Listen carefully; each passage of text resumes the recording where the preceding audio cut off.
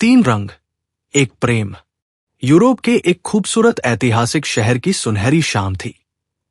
पत्थरों से बनी सड़क पर सूर्य की किरणें पुराने भवनों की खिड़कियों से टकराकर चमक रही थी। उसी सड़क पर 27 वर्षीय आयुष धीरे धीरे चल रहा था। वह कुछ दिनों के लिए शहर आया था। वास्तुकला, कला और इतिहास में उसकी विशेष रुचि थी।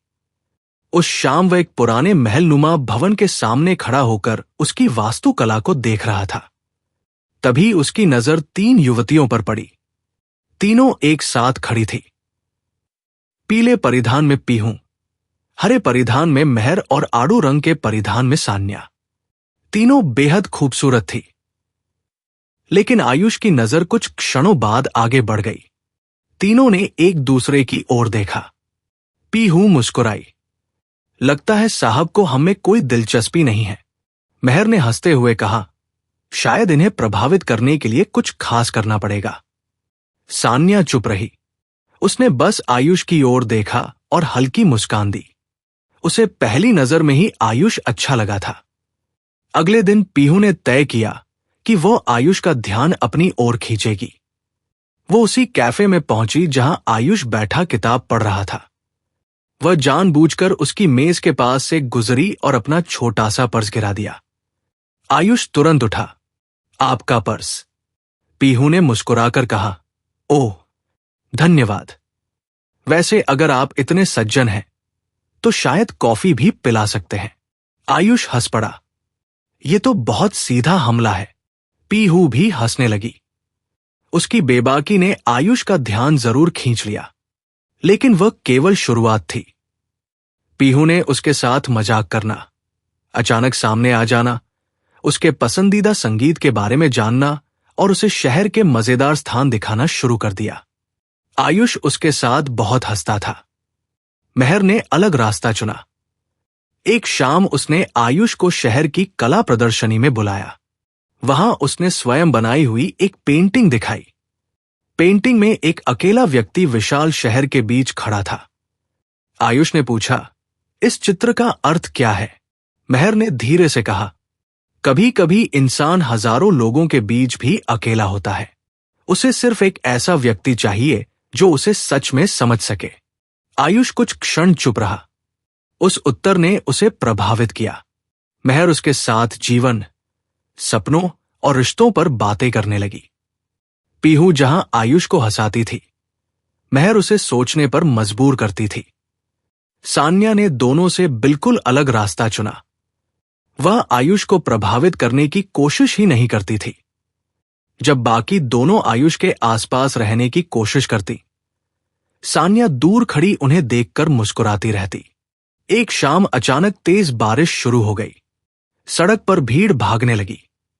आयुष के हाथ में मौजूद किताबें बारिश में भीगने लगी। सान्या चुपचाप उसके पास आई और अपना दुपट्टा उसकी किताबों पर रख दिया। किताबें बचा लीजिए, उसने कहा। आयुष ने उसकी ओर देखा। और आप? सान्या मुस्कुराई। मैं तो भीग सकती हूं। आयुष कुछ क्षण उसे देखता रह गया। उस छोटे से पल ने उसके मन में सान्या के लिए एक अलग जगह बना दी। धीरे धीरे तीनों को एहसास हो गया कि वे एक ही युवक को पसंद करती हैं। और फिर शुरू हुआ एक अनकहा मुकाबला। पीहू आयुष को रोमांचक जगहों पर ले जाती। मेहर उसके साथ घंटों बातें करती। सान्या उसके छोटे छोटे कामों में मदद करती। एक दिन तीनों ने आयुष के लिए अलग अलग सरप्राइज तैयार किए। पीहू ने उसके लिए एक शानदार पार्टी आयोजित की। मेहर ने उसके जीवन और सपनों पर आधारित एक खूबसूरत स्केच बनाया। सान्या ने उसके लिए कोई महंगा उपहार नहीं खरीदा। उसने सिर्फ उसकी पसंदीदा किताब खोजकर उसे दी। किताब के पहले पन्ने पर उसने लिखा था, उन लोगों को कभी मत खोना जिनके सामने तुम्हें खुद को साबित नहीं करना पड़ता।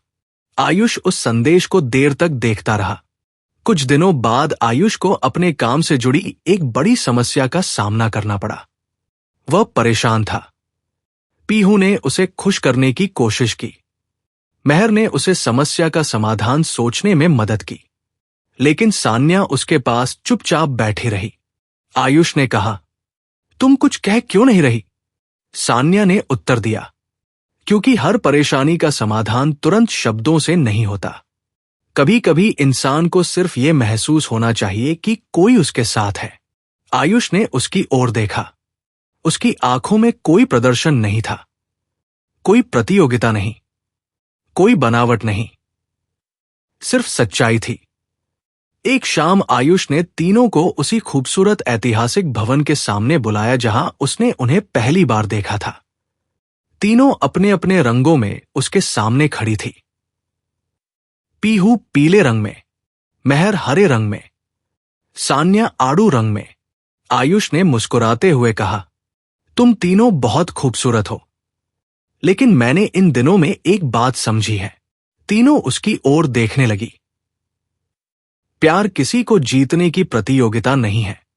पीहू की मुस्कान धीरे धीरे शांत हो गई। महर गंभीर हो गई। सान्या चुप रही। आयुष ने आगे कहा, पीहू, तुमने मुझे हंसना सिखाया। महर, तुमने मुझे अपने सपनों के बारे में और गहराई से सोचने पर मजबूर किया। फिर उसने सान्या की ओर देखा, और सान्या, तुमने मुझे यह महसूस कराया कि सच्चा साथ हमेशा शब्दों में नहीं होता। सान्या की आंखों में हल्की चमक आ गई। आयुष ने उसका हाथ थाम लिया। मैं तुम्हें चुनता हूं।